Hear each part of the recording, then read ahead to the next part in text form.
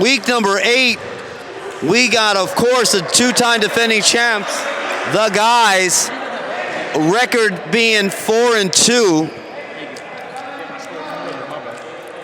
It does make a difference if they win or lose in this game, depending on where they're going to be.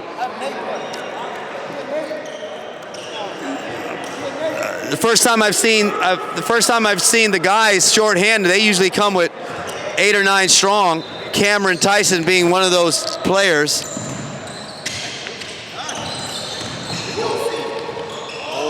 And now they're up against, of course, Chicken McBuckets. Chicken McBuckets has got, of course, they've been struggling this season with trying to get their players showing up.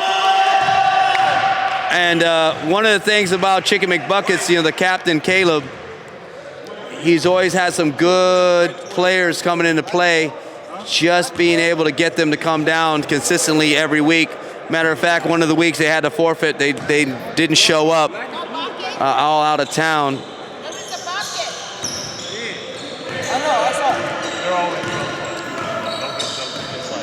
Was that, did they make a third shot?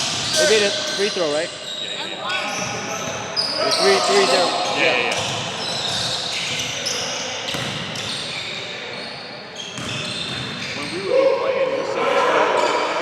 Strong minute move there by Drew, Caleb's brother, former player there at Northwest University. Moving the ball around. Davis got to the corner. He's got that really good step back.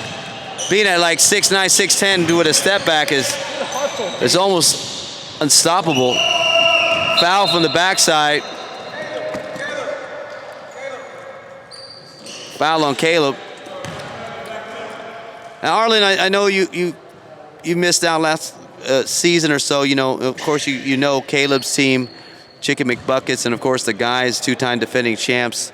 You've been here for a while this past year. How do you see this league changing up with these players getting bigger, better, stronger, kind of a smarter type team organized? Yeah. Well, I think, first of all the teams are bigger. Every single team is bigger. And it's like you were saying with Have-A-Breed, the difference between a team that has one true big and zero is massive. Yeah. Whether it's screening, rebounding, somebody who's going to sit in the paint on defense and protect the rim a little bit, but you also, I think, see a lot better chemistry, and even with Chicken McBuckets, the last session I played, they struggled a lot.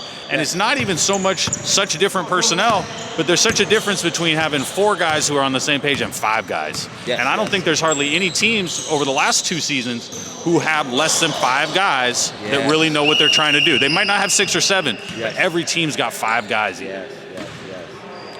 Which is interesting, of course, because like you were saying, with the guys tonight, they're missing a couple people, and that might be how Chicken McBuckets ends up getting this win here. Yes, that's right. It's crazy how this season there's about 4 solid teams that with only 1 or 2 losses. And then there's a couple teams that are struggling this way, but we've seen it in the past where an 8 seed has beaten a 1 seed, and anything can happen in the playoffs. Yeah, absolutely. Well, in teams like the Night Owls that haven't changed hardly at all and are just getting more and more locked in, where they know the recipe for their group to beat some of these newer teams, and a lot of it is that chemistry, and I think Have-A-Breed is that way as well. Those are all guys who really know how to use their speed, how to use their aggressiveness. Cutting off the ball, going back door, we know all the fundamental type things, but when you got a different group every week, it don't matter. It's hard. It's hard to do. You're right. Yeah, Arlen playing for, of course, Tormented Souls, and since the beginning of this league starting. Yeah, Tormented Souls, of course, struggling this season, but him being around basketball, the AAU programs, and just understanding this game. He brings a lot to the table when it comes to helping out teams that need that help. A lot of these teams, a lot of players think that they need to help out with scoring, but there's so many other things you can do to help a team win, right? Well, and I think I've been watching these games, and that's the thing with the guys, because they've got multiple scorers, but the guy in the tights. What's number 5's name right there? Yeah, the captain, Zay. Zay is so savvy because he can score. Everybody knows he can score, but especially this season, he's been the defender. He's been the one who takes on a tough matchup, and he'll get 20 if that's what they need in a given day. But he's just so dynamic, and I think the guys really does, top to bottom, they're winning for a reason. They're not outscoring everybody. They're doing whatever it takes. Right. Yeah, the guys are shorthanded tonight. As you can see, they got 3 or 4 other players that are just very dominant players from top to bottom. Like Arlen was saying, Josiah is bringing the ball down, plays overseas in Australia. And of course, Zay, a lot of these guys just play college ball together. Big Phillip, I didn't know this, but I found out through an interview he actually played for Shorecrest, local high school around here. Yeah. Well, and I think you really see it too in guys that didn't just do post drills and weren't just a big from day one, but they really have those skills from the three-point line all the way to the baseline. And David is obviously one of those guys. Zay is obviously one of those guys. Yeah. Peter.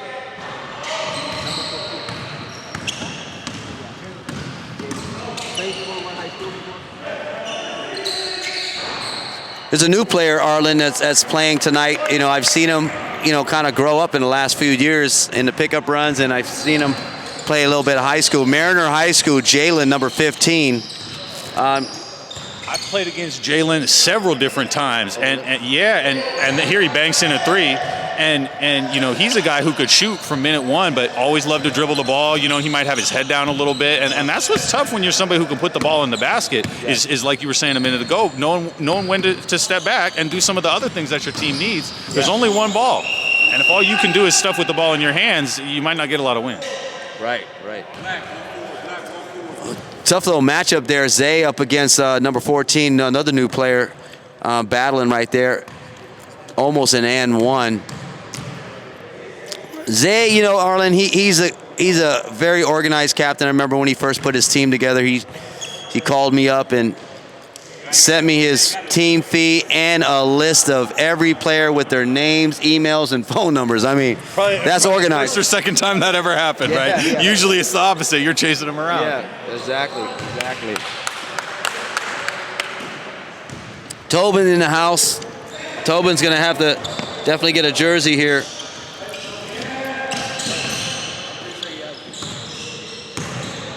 Oh, yeah, Tobin's got his, he's on the other team. Over the corner, Dave is going to go inside, and you know what's going to happen. Two-hand dunk. Call him the unicorn, man. He's able to do a lot of things at 6'10", you know what I mean? To be able to shoot outside and be able to go to the hole.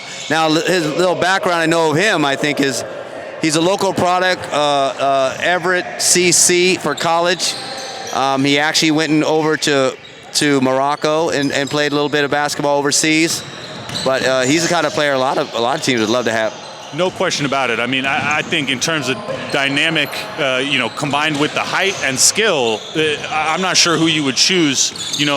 Eric Turner is somebody who puts the ball in the basket as well as any of us have ever seen. But at 6'4", he's not necessarily going to have so many other advantages. It's got to be the shot making. And as we saw with David, one dribble from the three-point line, and he's throwing it down. And that's after, as you mentioned, hitting a step back, having an and 1. Yeah. And again, at 6'10", you just don't see that too often. Yes. Now, block a shot here in a minute too. I know, right? Yeah, referring back to what you were saying, Eric Turner, your teammate at Tormented Souls, a former Nebraska University standout. Of course, a local product here in Seattle, very good player. In the semi-pro leagues and the pro-am leagues, whatever he plays over here, people know him. You're right. He's a standout shooter, scorer, veteran-style player. He's a good teammate to have on your team for sure. He's made a difference the past few seasons for Tormented Souls. One thing that's always difficult, and I think anybody who's played a bit of organized basketball knows this, you love to have somebody who can score where you can just step back and let Eric cook, let David cook, right? We all love that. But when it gets tough, when it's a 2-point game, when it's a 4-point game, when they are a little gassed because they just scored 8-10 points in a row, it can be difficult to find out how to fit in, and I think that's why you see the guys being the two-time defending champions, is a lot of high basketball IQ in terms of giving David space to work, but he's got his hands on his knees right now. He's got probably 18 of their 24 points, 16 of their 24 points, and so it'll be interesting to see here in the final 11 of the first half. Is it going to be Zay? Who's it going to be? Because they don't have a big enough lead, and we know Chicken McBuckets can score in buckets, in bunches. Yeah, that's right. Now, going to the Chicken McBuckets lineup, the captain, Caleb, I always say, son of a coach. He's great. And to bring up his dad, Jeff Bryce. Jeff Bryce is, of course, a longtime coach over at Arlington High School. Of course, his two sons are in this game with Drew.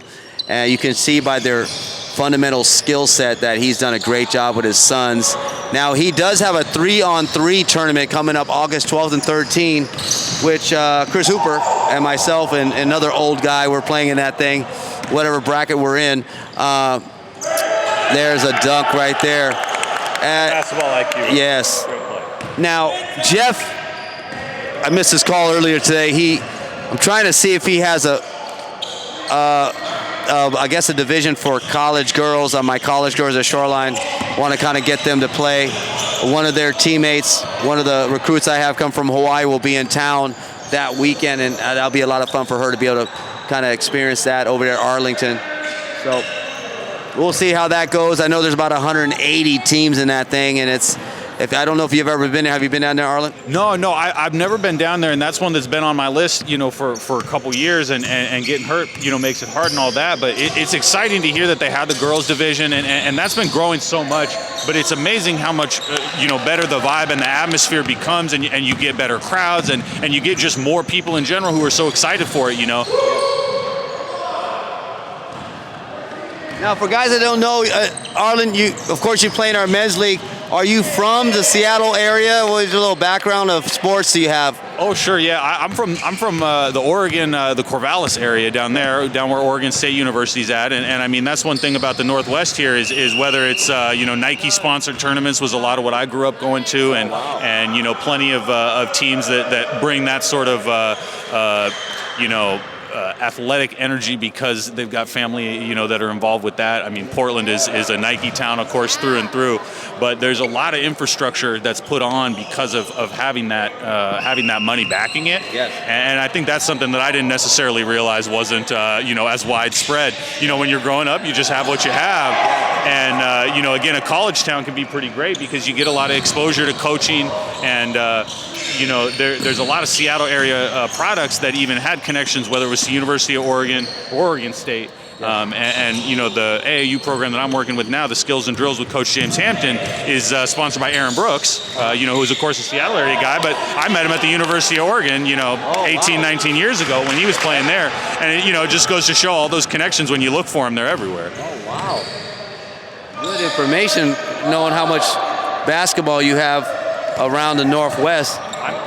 I met Chris Hooper, guy that you brought up multiple times, and obviously somebody coming up going to be on your team through Jimmy Haywood, who taught me to shoot free throws when I was maybe 13, 14 years old at an Oregon State basketball camp because he was a star player there. Yes. He got, kicked off shortly thereafter, but he made quite a career for himself, and ended up doing really well. And I just love kind of those small world type moments. Yeah. Yeah, small world over here in the Northwest. Northwest is definitely a breeding ground for basketball players over here. Of course, the Seattle Supersonics, they're going to be coming back, I'm assuming, in a couple years. That'll be great. You hear it around, the buzzes around that the Northwest is definitely need the NBA to come back in town. They're good. It's a when, not an if. No question about it. It's coming back, and I think so much credit to different guys, whether it's the crossover and things like that, to just really keep the spirit alive. But the amount of people who show up, whether it's to a league like this or to one of those 3-on-3. I mean, you said 180 teams. I don't know if Arkansas has that. I don't know if Oklahoma has that. I don't, because again, it's so easy to take that stuff for granted. But it's not the nice weather. I mean, it is, but it's that community's there year round. Yeah, that's the beauty of this the Northwest here. Summers are great. They're, coming from Hawaii, of course, Hawaii's beautiful. But I always tell everybody, man, the Northwest has the 4 seasons. They're not extreme weather, not too hot, not too cold. But the summers are amazing with all of the beautiful views and the hiking and the mountains and all that. But of course, basketball in the summertime over here. They got the Green Lake Battle of the Lake. That was last week. They had a 3-on-3 over there at Everett. That's going to be picking up in the next few years. And multiple players in this league here, in the Move League, who were showing out in that tournament, And I know for me, not being able to participate, I got a real boost being able to say, hey, I know that guy. Hey, I know that guy. Kevin deserved it. You know what I mean? And so many different examples, I think, where it also just shows that outside of this gym, everybody's equal in here. Of course, we're coming here to compete, but there's real players here. Oh, yeah. There's some real players in this league. Yeah. Now you referred to Kevin. Kevin Villalobos actually won the 3-point contest at the Battle of the Lake. Great showing. Of course, a standout player here at Hapa Breed, and of course MUV Fitness. And like you said, at the 3-on-3, you got these elite players playing in the elite division over there. And the storyline, I don't know if you know, of course you probably know the guys, of course, with Keontae and Steven Souza playing and winning it last year. Now they split and had their own teams, and what better way to see both those teams in the championship this past week and battling it out to see who's going to be the back-to-back champion. Absolutely. And I mean, guys like, Spencer Hauser, who has been helping me at the James Hampton camp, the Skills and Drills camp, and just seeing him walk through the door, it was like, oh, of course, and I think that's really the beauty of it too, is that you get a lot of guys who are not playing one day a week. They're not just out here to get a workout, and you can do that. That's great, but it's really, I think it's a lifestyle, and that's what builds the community, is getting a bunch of people together who it's every day. It's 365. Yes. Ooh, out of bounds there. We have a Mariner High School player up against a veteran overseas player. It's always a great battle to see those extremes of talent, young and older. Young man is definitely learning a little bit out here today. You can see it. He may be expected to be a little more open, expected it to be a little less physical. And this is a physical league, and it's plays like that where he got helped up, but he also looked a little surprised, I think, at that bump that he got. Now, you bringing up the physicality of this league. Les, one of the veteran referees, has been doing it for a long time. And shout out to Les. Shout out to Les. Les doing a great job, and the respect that he gets from the players. He's known these guys since they were AAU. One of the things that Les says, is, he respects these players as they play, and the players also show that same respect back. The other referee that we have is temporary ref at, it was a former player, TJ King. Little fun fact, his brother plays in the NFL. I don't know if you knew that, but I did not know that. That's a great fact. And TJ, one of the great sportsmanship, great athlete. Just I always had fun going against TJ, and so it doesn't surprise me. I'd say the same about Caleb. And like you said, that's a coach's son, and so it doesn't surprise me to know with TJ that he comes from a family of athletes too. Yes. Now, TJ King, of course, an athlete in his own right. He played college football, and that was his main sport. But being an athlete that he is, he comes in here with basketball IQ off the charts. I love it. He came in here, he played for Will Hoofer Food, and because of an injury, he didn't play the last season or so.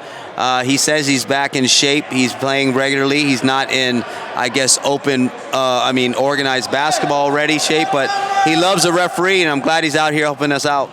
Yeah, that's a interesting trait, because you don't see too many people who would say I love to referee, but you get a lot of people who say they want to be around the game. They love to be around the game, and I think you can see him having a conversation with one of the players right now, and that shows the love, and it's not always about blowing the whistle. It's about what happens in between, and that's what makes a great referee. That's why Les is out here, and why everybody does show him that respect. Right.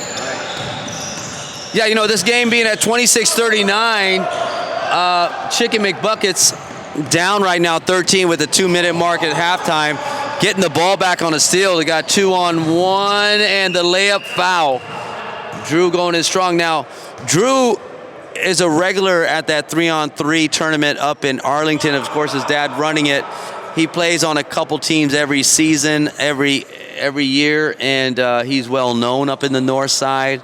I saw him play in a co-ed last year with a bunch of his friends. It looked like they had a great time, and I think they won it all there. And I think he won it all in the other division. Now he's playing in probably the elite division, but he loves basketball. He's into it.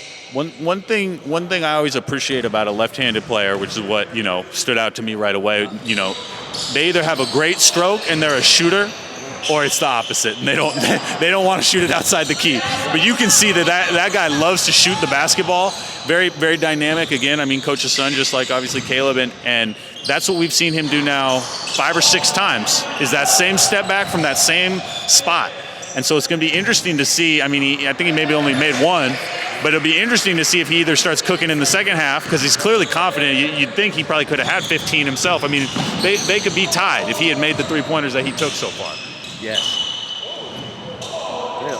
Tobin, another standout college player that played together with all these guys, but the role he plays on this team is so important. I mean, he's able to go in there and, as a kind of a big midi, as you can call him, with good athleticism, off the ball, rebounding is one of his specialties. You really got to keep an eye on him, because he will sneak in there and get a steal rebound from you. You really see it with guys like him who bring the size and athleticism, but the ones who understand how to not over-pursue a ball and to take some steps, but not get themselves moving so fast where then they're out of position or they're committing fouls that they don't want to, because oftentimes that's the difference. I mean, he's got great size, but you see guys with a similar size or build, and they don't have nearly the impact he does because they don't understand positioning. And his IQ is just so high. That's what you see with the guys through and through. Yeah. Great role. Oh, there it is. Now, they can call a timeout. There you go. Smart play there, just like you just said it, right on cue with the basketball IQ. It's one of my pet peeves as a coach. I see this coming down the stretch. In men's league, there's certain rules you got to kind of follow, and one of them is the clock runs all the way through the first half. So defensively, smartly, you want to foul to kind of kill that play. And then on the offensive side, you got to be quick and fast and be able to call that timeout to stop that clock. So it's kind of a cat and mouse situation there. Well, how is it going to end in that situation? Yeah, that's a great point. No, I totally agree. And you moments ago it was, I think, 15 plus or 16-point game. We're down to 6 points, and what guys who are watching, on YouTube here, or even just people sitting, being spectators right now, you don't realize the pace of these games. Of all the leagues I played in, the pace is physical, but the pace is extremely quick. It's a lot of shots, and so preserving an extra possession, but also just not letting them carry this momentum into the second half and keeping it hopefully at 6 or again getting it back up to 9. Right. That's a great point you made there. This game was kind of getting out of control with the score, and then here you go. Now it's a 6-point game. It felt like the guys were going to run away with it for a moment, and they had a couple turnovers, and I mean, it's amazing almost that it's right back down to 6, because as we both know, 6 points, it might as well be tied in this league. It might as well be. Hey, you know what I mean? And here we go. Phillip on the post in 5 seconds, 2 seconds, 1 second. No good. Almost get it in the hole. No.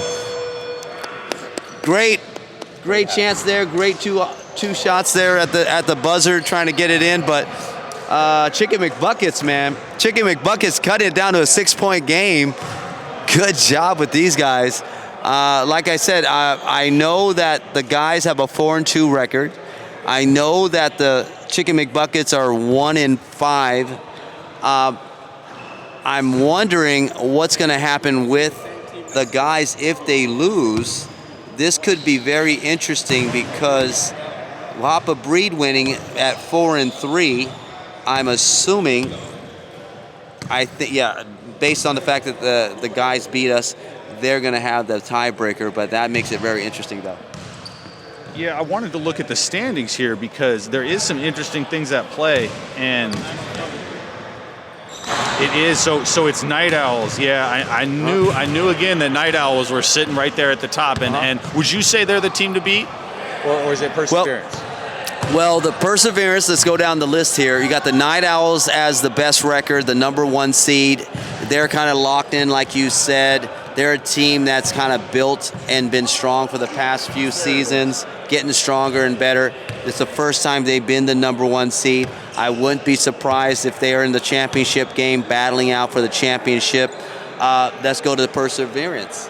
Perseverance was undefeated throughout the season, and they dropped a game recently coming down the stretch. and they're a team to be gotta be very weary about that team because they got a good balance of nice guards, nice middies, defense is solid. They all know their roles. That's a team that Spencer's leading a little bit, right? I'm trying to remember because who else is really leading them? Well, Spencer being the captain of that team, he's got. Let me look at their list and now looking at their roster this year. Perseverance, Jomar, which is a former college player at Shoreline. Teo, the Steph Curry of our league.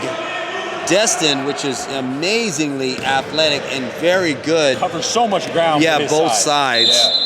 And Souza. You got Souza, right? Of course. Can't forget that guy. As much bounce as you could ask for, but it's amazing with that team to me because, I've gone against Teo several times, and that was always somebody that I was guarding and using every bit I had. Right. Now, and he doesn't have to do nearly as much as he's had to do on previous teams, and it's amazing to think about. I mean, it's like Steph Curry in the Kevin Durant Warriors era. Yes. Where when you have a lot of help, he will just kill you. Thanks, buddy. Come on through. There you go. You gonna play tomorrow morning? Everett, 11 and 1. It's at Everett now, not Mill Creek because they're closed down. Yeah. But we'll have a good group of guys to be competitive. So if you can make it, that'll be good. You don't have your membership? You have your membership there, right? Yeah, okay. Well, even if you don't, guest privileges, so we're good. All right, we'll see you tomorrow. Bradley Tharp, one of the players from Hopper Breed. I know his parents well. He's a former standout at Jackson High School. Currently going to Washington State as a student. Very smart kid. Being half Filipino, half white, he was able to play in an Asian basketball tournament this last summer I invited him to, and he actually played really well. They won the championship in the AAU 19U division. He did play in the open division also. It was one of those things, he doesn't know much about the Philippines, but he had an opportunity to play college basketball there, which at 6'3" as a shooting guard, that would be a big guard for the Philippines.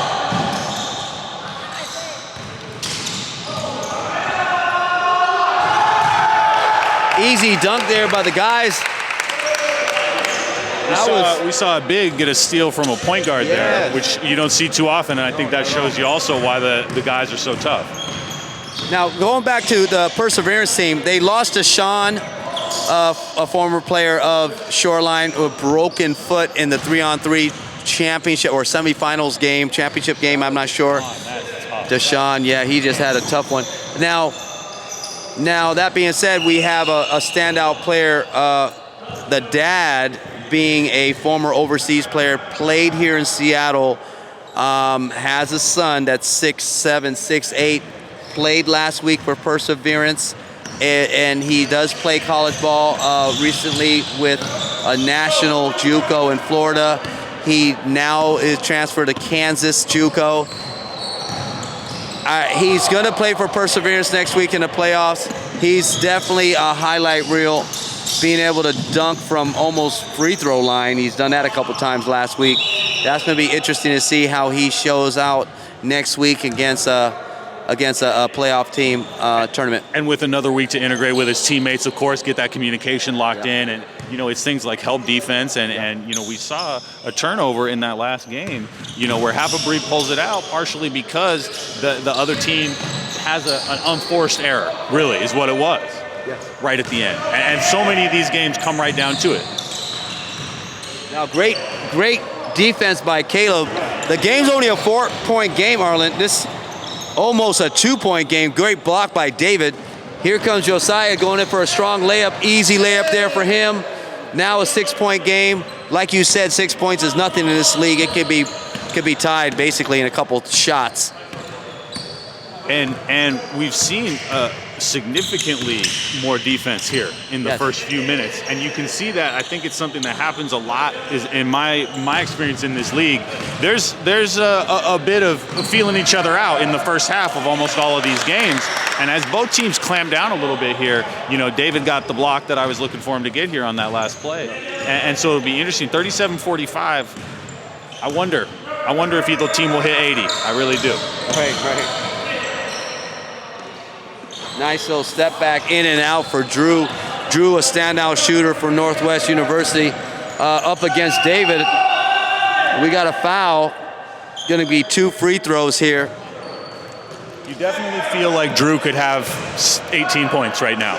He's not been afraid to shoot, and you know, we saw that one rim out, but I think that's probably the third one he's had, go almost all the way down. Right.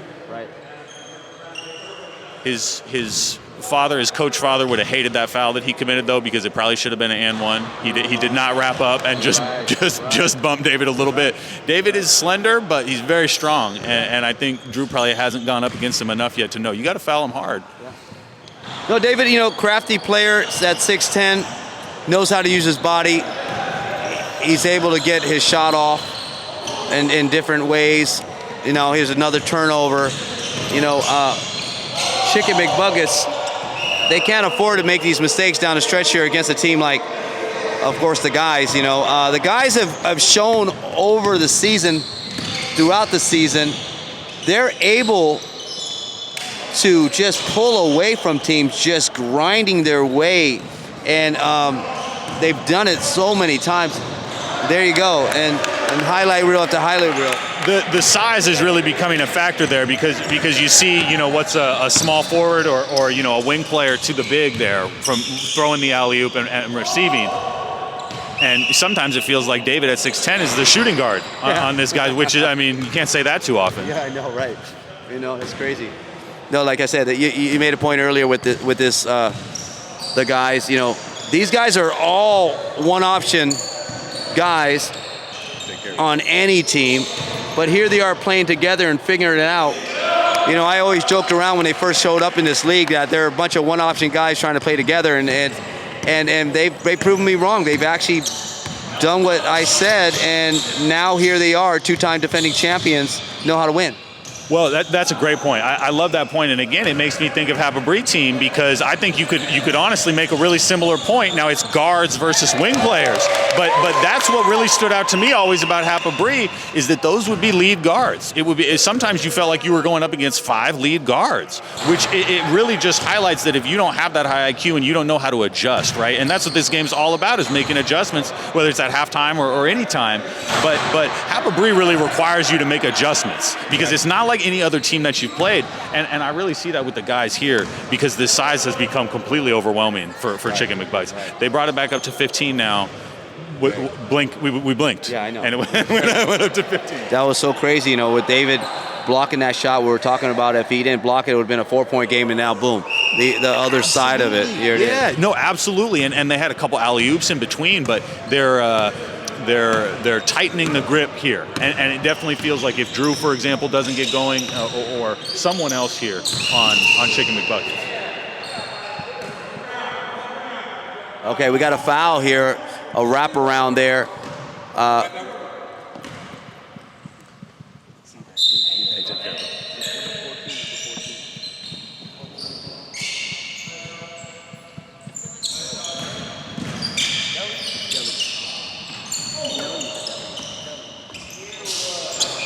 Just confirming the new player, Deli, on Chicken McBuckets. Looks like a solid player. He's been a good role player for them throughout this game. He's of course, got his hands full trying to block out Phillip. That's for sure. Well, and sometimes when you have a new guy like this, you want him to just play within yourself, but it's the simplest thing. Stay between your man and the basket, right? Yeah. And there he's stepping up and playing help defense just like he's supposed to. And you and I have said the phrase help the helper probably more times than we care to remember. But that's where the chemistry and the high IQ comes into play. I'm curious, Dennis, with your coach's mind, what you would do if you were coaching Chicken McBuckets right now on the offensive side. Because I don't know how they're going to get very many more baskets here.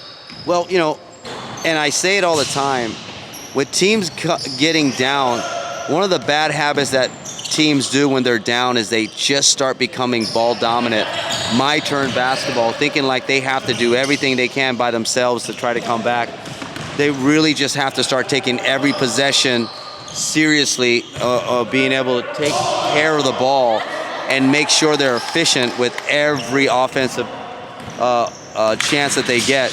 Now, again, like I said, this is the kind of basketball that happens with teams that are down. They just start throwing it up.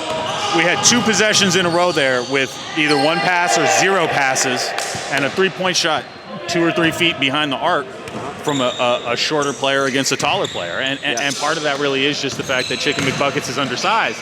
But there we go. Yeah. That right there is what you need. Somebody attacking the basket, drawing the defense a little bit. Yeah. Now the key thing, it was just about, it seemed like 4 or 5 minutes ago this game was really close. And there's still a lot of more time here, 12 and a half minutes. The guys are a very good team, veteran-wise. They know how to do that, to just take it to the hole and force the other team to force them to foul them, or hopefully get a bucket like they did. Now Chicken McBucket's doing the same thing. 2 plays, attacking the basket, just like we wanted. And again, I'm sure you've said this many, many times, but you don't put any pressure on the defense with a jump shot. Yeah. You don't. Yeah, you got penetration is how you put some pressure on the defense, movement on offense. And I haven't seen Chicken McBucket set more than maybe 2 screens. Not talking about ball screens, but just screens, period. Yeah. And it's interesting to me when you have the 2 brothers here who can both shoot. Yeah.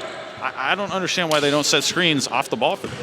Well, you get them loose. Yes. I mean, you got Caleb who can play that role like Teo plays. All right, Francis. Good to see you, bro. Take care. All right, Lee. Take care, man. Like Teo being that, guy that's so well conditioned, be able to run around. He's really just forcing that defender, saying, hey, look, you might catch me early in this game, but wait till the 3rd and 4th quarter come around. He's going to make a difference condition-wise. That's a great point. And especially with Teo, he really uses his speed well. And I've seen Caleb do the same thing, but it's that idea of making slow cuts, making fast cuts, making V cut, right? But changing direction, and especially making a defender turn a little bit and pivot instead of just running in straight lines. Running in straight lines is pretty easy. Yes. Now, on the flip side of that, you got to have teammates that understand what he's doing.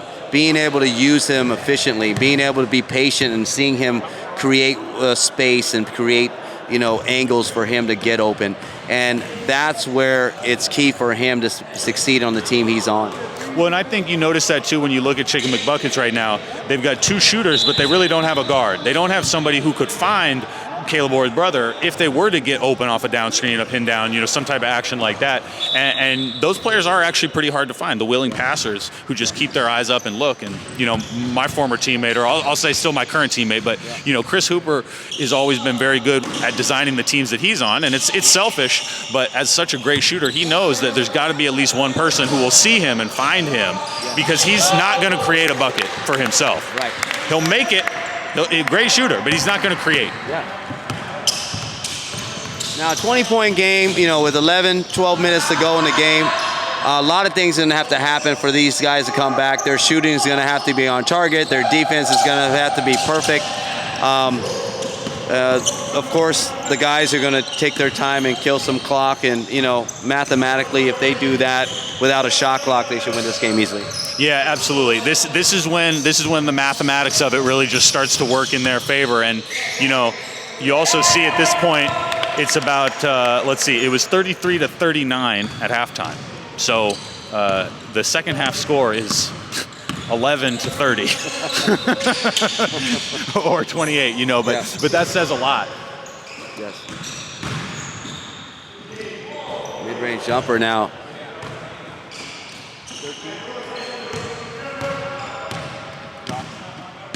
Josh has played a couple games at least, in this league earlier. Josh is very capable of exploding for, 15, 20 points. He's got a great feel for the mid-range floater. He's got a great feel for the mid-range shot. I know he can shoot consistently. He's on a team where he's trying to fill that role to be able to help out where he can. But that's tough when you're the guy in the middle there and two offensive players playing the hot potato on you. Now here it is, moving the ball around. Great shot selection there by Jalen. Of course, a standout player at Mariner High School.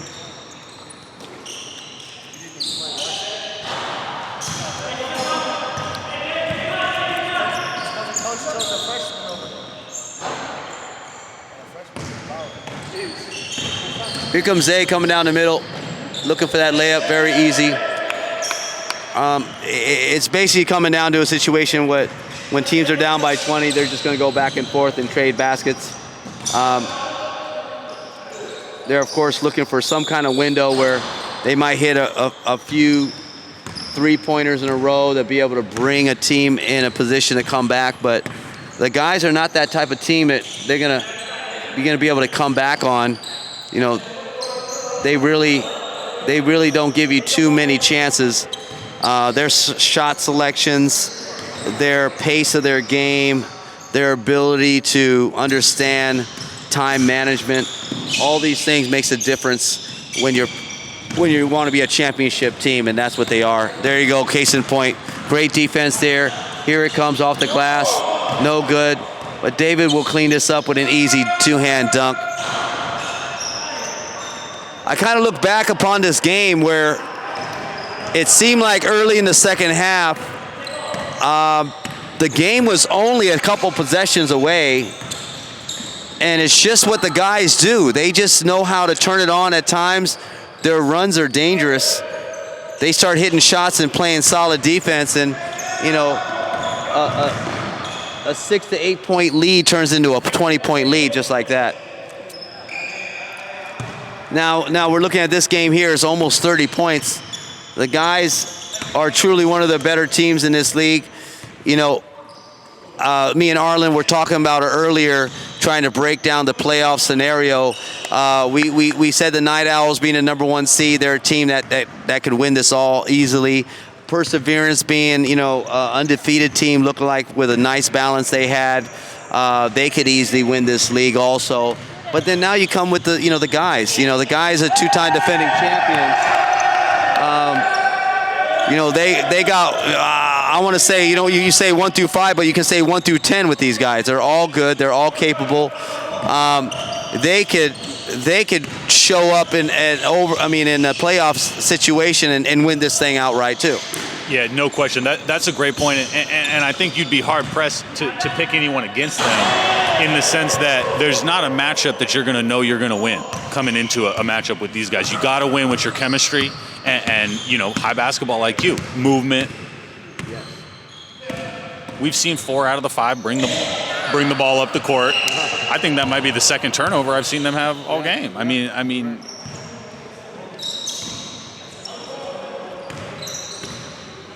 We did see Drew hit a step-back 3. I've been talking about it this entire game, so that's good for him. I'm glad he finally hit one. Yeah.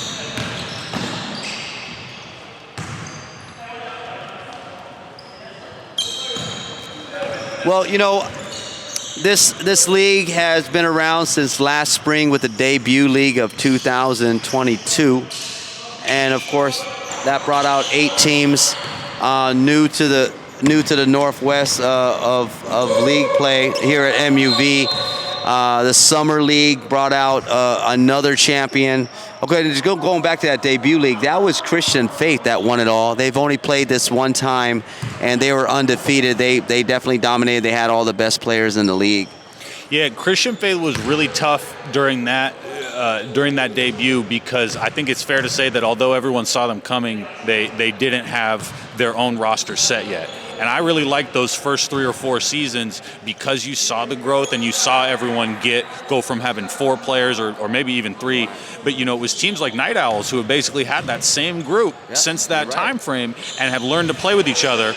You've seen a lot of other teams bring in new guys. There's nothing wrong with that, of course. That we want to see that too. But I love that the Night Owls have really put something together with the same group. I think there's a lot to be said for that, and I love that that's a part of this league too. Yeah, like I always say it in the commentary, you know, the Night Owls is one of my favorite teams to watch. They play the game right. They all understand the roles that they play. They've been playing together a long time. Very balanced group, definitely. Yeah. But I would have a lot of trouble picking Night Owls against this team here. The guys, you know, it would be guys like Seth who you would really, really need to dominate on both ends of the court, whatever the matchup was. That's true. Now, the Night Owls did pick up Keontae and Jerry from the Big B's Bakery, so that's kind of filled a big hole for them. They needed kind of a point guard that can really do a lot. Yeah, that's for sure. You know, because they have, you know, guys like TJ who is a great scorer, but a little bit undersized, and even Seth is a good scorer, but is not bringing the size that we're seeing here with the guys. And I think like I mentioned right at the top, that's really been what makes this a very, very high-level league. As we've seen, I think not everyone, maybe 3 out of the 5 or 4 out of the 5 on the guys here have had dunks in the half court off of one dribble or off of a curl action. Things like that where you don't see that at the YMCA. That's right. MEV Fitness, when the owners asked me to do this thing for them, and I kind of thought about what was their motive to get a basketball league here in the north side. And one of the things they mentioned is they owned another independently owned gym, Vision Quest, I think the name was, and it was in Seattle. Are you familiar with that? I am. Yeah. I've seen that one, and I've heard that this is a league now that's traveled much further even than the North Side, and this league is now really known, and I think that says a lot not only about the quality of the individual players and the word of mouth, but that I live in downtown Seattle. And it's known, and people are happy to drive and to travel for high quality basketball, and I think that's another thing just in talking about the Northwest and sort of the quality of the basketball culture here. Yes, that's the thing you see in this league. You see a lot of high profile players that have found their way over here to MUV, Silver Lake, Washington, South Everett, as you call it. But I see these players, the loyalty they have to this league, the fun that they're having with their team, the brand names that they're starting to grow. With the guys is one of those names. Of course, Tormented Souls is another name that's starting to be around. The Night Owl's been around forever, right? I mean, that name. Absolutely. Well, and I wondered if Chicken McBuckets would continue to stay competitive, and I think obviously credit to Caleb, for just continuing its work, and a lot of people think you just text your buddies and everybody shows up, but this is not a league where that's going to work, and it's not enjoyable unless you take it serious to the degree of. Don't look now, but Chicken McBucket, everybody makes a run. If you follow basketball, you know that. Everybody makes a run. The three-point shot, can keep anybody in the game. And the guys are only playing with 5. And you can see here in the final 2 minutes a little bit that the mental fatigue has set in, I think, more than the physical. We just saw a reverse dunk from their big. But you got to execute over the final 2 minutes. Get yourself a couple easy shots. We saw David take a 3-point shot that he probably didn't need to on the last possession. So let's see. There it is. Oh, but what a great offensive rebound, as you talked about just a few minutes ago as well. Watch this man work to get offensive rebounds every play. Well, here we go, just to make it interesting. No good. That could have helped a little bit and make it look like at least a close game. 2 missed layups for Chicken McBuckets here, and boy, oh boy, do they want those back. Missed shot over the top. With a minute left in the game, out of reach for Chicken McBuckets. They had a tough season this year. 1-6. That'll be their final record going into the playoffs. They are going to be the 7th seed, and just interestingly, they will be playing probably Perseverance, being the 2 seed, and that's going to be a tough one for them.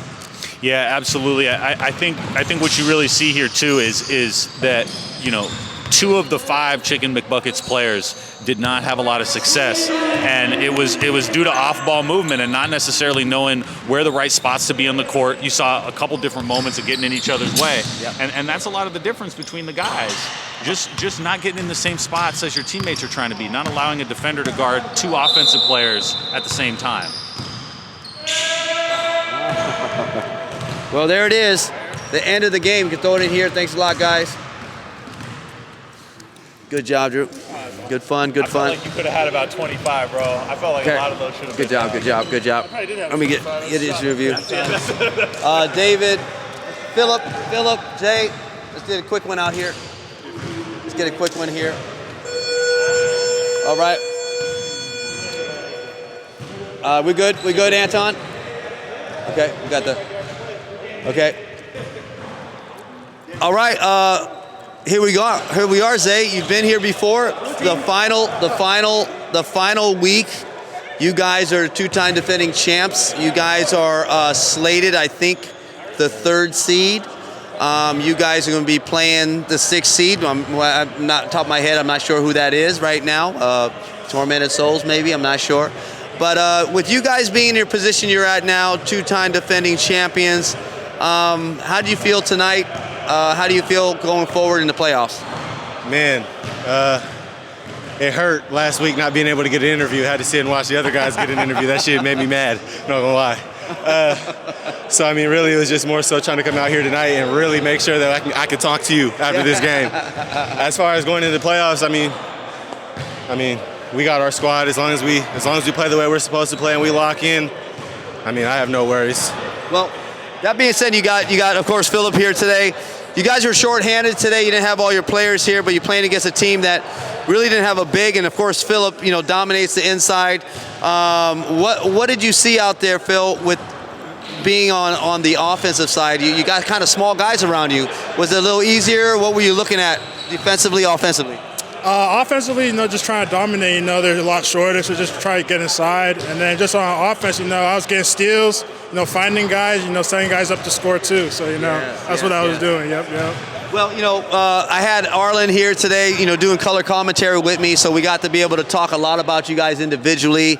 It's, you know how it is. I'm usually by myself talking like to myself, but it was really interesting to get a perspective from Arlen, being able to talk about you guys as one of the solid teams in this league.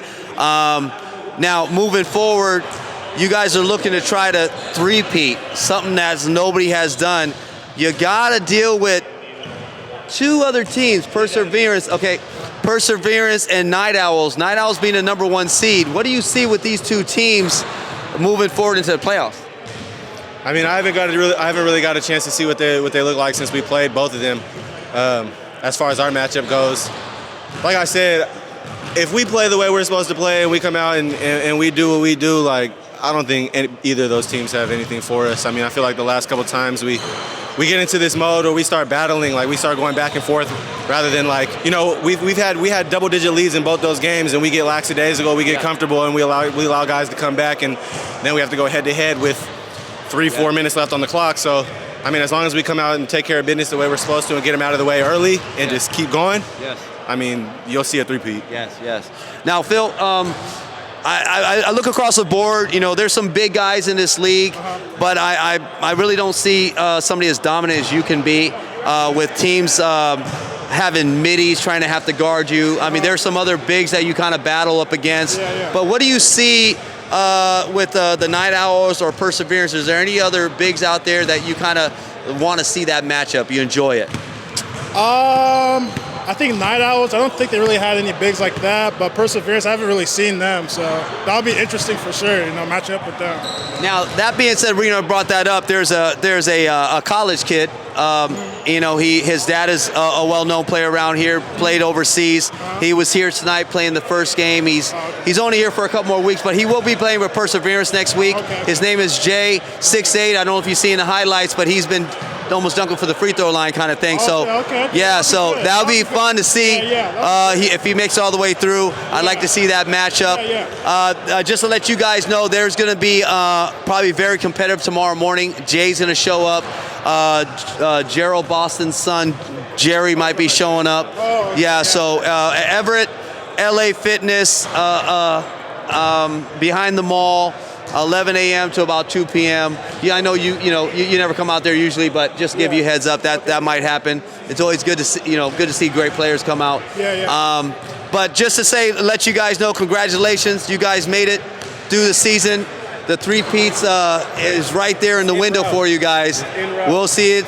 Like I said, there's a jersey is up there. If you guys end up winning it again, I mean, it feels like you guys collecting new jerseys, everything. I'm really trying to collect them for real. So All right, guys, thanks a lot. Appreciate you guys so much. There we go. The Week 8 Summer League is pretty much at its completion for regular season. Playoffs is next week. This is going to be interesting coming down the stretch here with the playoffs. We got some great matchups for next week coming up. 2 of the games tonight are going to be repeats for next week. Hopper Breeze going to play 5-7 again. the number 1 seed, the Night Owls, are going to play the 8th seed that have not won a game this season. It would be a crazy game to see next week if there could be some kind of upset. I've seen it before in this league. We'll see. But hey, guys, stay tuned. Always thankful for Anton doing a great job and putting on Pacific Northwest Ballers YouTube channel. Thanks to Peter for doing the books every week here, making it look nice and clean. And of course, Arlen coming out tonight, helping me with color commentary. It's always great to be able to talk basketball with somebody that understands the game and loves the game and passionate about the game. And of course, he does some AAU skills and drills down on Yesler with James Hampton on Friday. For anybody that knows about that, go down and check him out. Anybody that wants to play a scrimmage game, get in contact with him, get in contact with me. They can have a kind of a nice scrimmage there with the 9th graders if you can do that. We've got the captain over here from Chicken McBuckets. He's actually going to be in a 3-on-3 tournament. I just want to let you guys know out there that know about it. His dad has been doing it for 11 years up in Arlington, well-known coach up there, and he has a great 3-on-3 tournament out there on the strip of Arlington Airport, right? And so, of course, the Suns are out there. They're well known in that area. It's going to be a lot of fun. 180 teams, all ages. Come out and have a good time. They have RVs, parking. They do a lot of camping out there because players and teams come from all over the country and have a great time. So stay tuned for that, August 12th and August 13th. We'll see how that goes. I'll be there. It's going to be a lot of fun. I'm hoping my Shoreline College girls enter it. That'll be a lot of fun. But just again, stay tuned next week. Playoffs, MUV Fitness, Summer League starts next week, Final 8. See you then.